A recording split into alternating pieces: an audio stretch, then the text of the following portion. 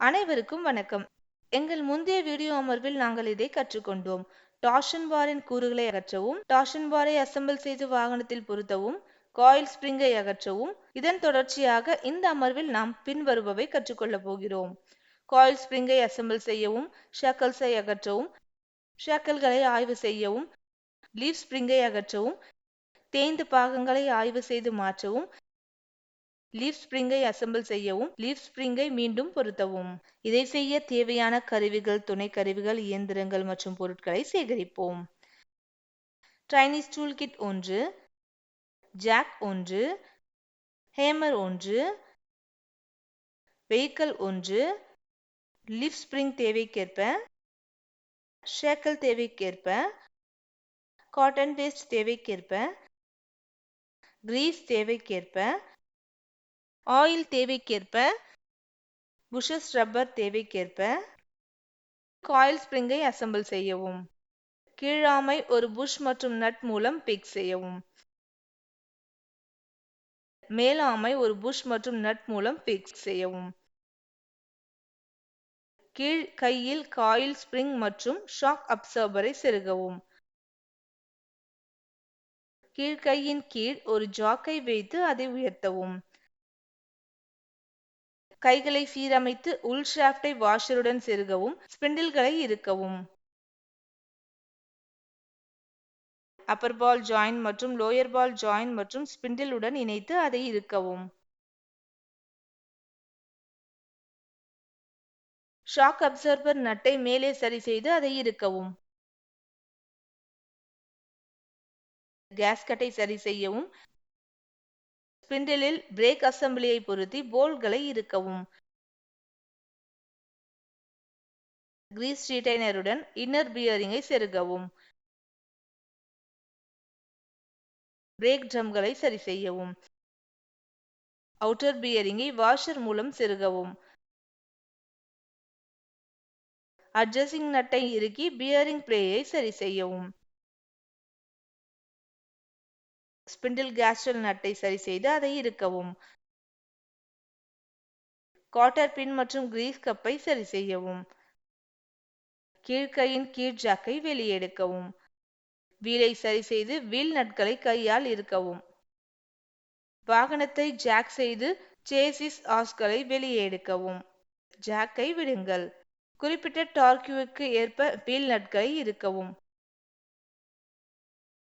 பின்புற வீல்களில் இருந்து சோக்கை அகற்றவும். ஷாக்கல்களை அகற்றுங்கள். வீல்களை சோக் செய்து ஸ்க்ரூ ஜாக் மூலம் வாகனத்தை உயர்த்தவும். ஃப்ரேமின் கீழ் ஒரு ஆர் சப்போர்ட்டை வைக்கவும். இதனால் லீஃப் ஸ்பிரிங் சுமை இல்லாமல் இருக்கும். டாப் போல்டை அகற்றவும். கிரீஸ் நிப்பிள்களை அகற்றவும். ஒரு புல்லர் மூலம் ஷாக்கிளை வெளியே ஒட்டவும். ஷாக்கிளை அகற்றவும். தேவைப்பட்டால் புஷ்ஷை மாற்றவும். ஷாக்கிளை ஆய்வு செய்யுங்கள். அனைத்து பகுதிகளையும் மண்ணெண்ணெய், ஹை பிரஷர் வாட்டர் மற்றும் காற்று கொண்டு சுத்தம் செய்யவும். ஷாக்கிள் பின் புஷஸை மாற்றவும். தேய்ந்த பகுதிகளை மாற்றவும். தேவைப்பட்டால் ஸ்பிரிங் புஷ் மற்றும் ஷாக்கிளின் துளைகளை சீரமைக்கவும். அடைப்புக்குறி ஒரு கம்பியுடன் துளையை சீரமைக்க உங்கள் விரலை பயன்படுத்த வேண்டாம். ஷாக்கிளை ஸ்பிரிங்கில் ஷாக்கிள் பின் உடன் பொருத்தவும். அசெம்பிளி தேய்ந்து போயிருந்தால் மாற்றவும். ஃப்ரேமின் ஹேங்கர் லாக்குடன் ஷாக்கிளை பொருத்தவும். டிராப் போல்டை இறுக்கவும். கிரீஸ் நிப்பிலை பொருத்தி கிரீஸ் தடவவும். வாகனத்தை தூக்கி ஆர்ஸை அகற்றவும். வாகனத்தின் உடலை அழுத்தி ஷாக்கிளின் சரியான செயல்பாட்டை சரிபார்க்கவும். லீஃப் ஸ்பிரிங்கை அகற்றவும். வீல்களை சாக் செய்யவும். ஃப்ரேமை ஜாக் செய்து வீல்கள் தரையை அழிக்கும் அளவுக்கு வாகனத்தை உயர்த்தவும்.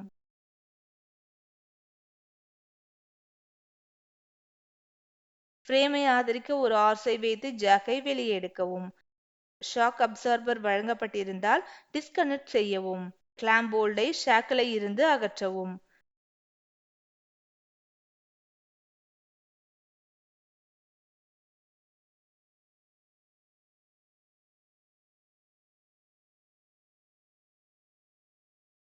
ஸ்பிரிங் ஃபிக்சிங் போல்ட் மற்றும் நட்கள் மற்றும் பேட்களை அகற்றவும்.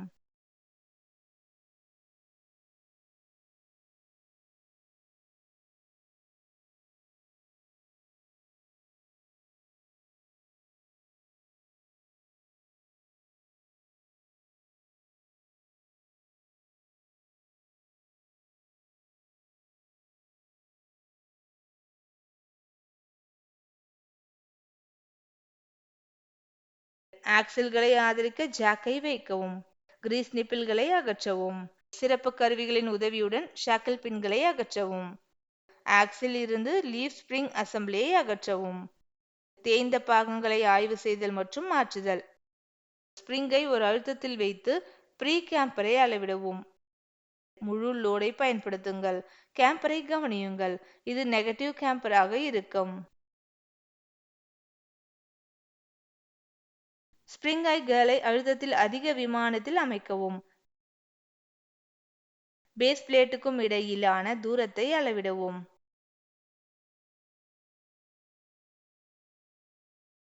விவரக்குறிப்பின்படி டிஃப்ளெக்ஷன் லோட் பயன்படுத்தவும்.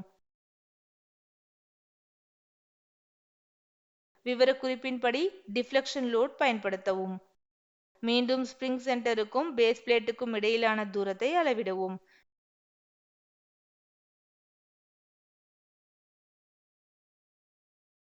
ஸ்பிரிங்கின் டிஃப்ளெக்ஷனை கணக்கிடுங்கள். அதுதான் இரண்டு அளவீடுகளுக்கு இடையிலான வேறுபாடு.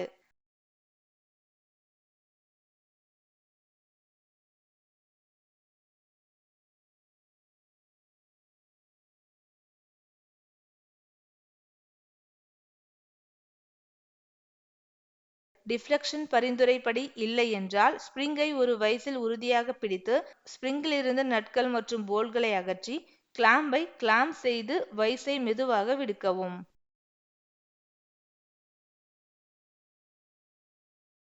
பின்னர் ஸ்பிரிங் லீஃபை பிரிக்கவும். ஒவ்வொரு ஸ்பிரிங் லீஃபையும் விரிசல் அல்லது சேதத்திற்கு ஆய்வு செய்யுங்கள்.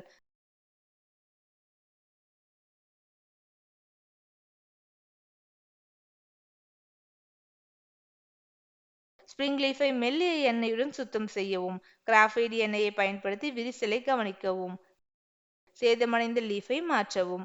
ஒவ்வொரு லீஃபையும் 10% கிராஃபைட் கொண்ட கிராஃபைட் எண்ணெய் அல்லது கிரீஸ் பூசவும். லீஃப் ஸ்பிரிங் அசெம்பிள் செய்தல். ஸ்பிரிங்குகளை இணைக்கவும். புதிய புஷ்களை ஃப்ரண்ட் ஸ்பிரிங் கண்களில் அழுத்தி நிலையில் சரி செய்யவும்.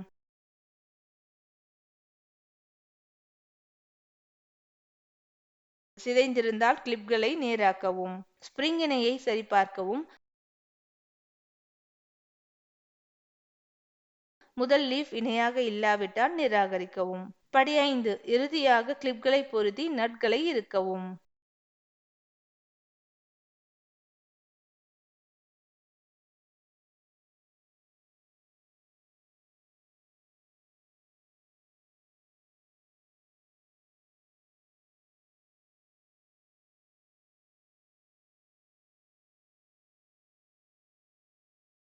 லீஃப் ஸ்பிரிங்கை மீண்டும் பொருத்துதல். ஆக்சில்களில் வழங்கப்பட்ட ஸ்பிரிங் சேடிலில் ஸ்பிரிங் சரியாக வைக்கவும்.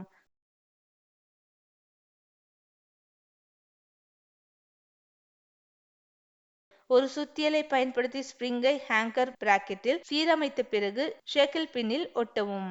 ஸ்பிரிங் லீஃப் துளைகளை சீரமைக்க விரல்களை பயன்படுத்த வேண்டாம்.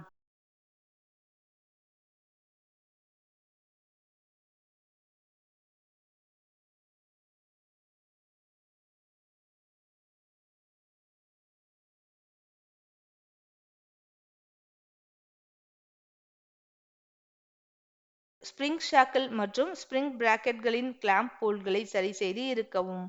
பேட்களை சரிசெய்து சிறப்பு கருவியை பயன்படுத்தி யூ கிளாம்ப் போல்ட் மற்றும் நட் ஆகியவற்றை சிறிது இறுக்கவும். ஜாக்கை ரிலீஸ் செய்யவும். இறுதியாக கிளாம்ப் போல்டின் நட்களை இறுக்கவும். யூ போல்ட் நட்களை பரிந்துரைக்கப்பட்ட டார்க்யூக்கு இறுக்கவும். கிரீஸ் நிப்பிலை பொருத்தி உயரூட்டவும். அசம்பிளிங் நேரத்தில் யூ போல்ட் கிளாம்ப்களை இறுக்க சிறப்பு லிவர்களை பயன்படுத்தவும். இந்த வீடியோவில் இதை நாம் எப்படி என்று விவாதித்துள்ளோம்.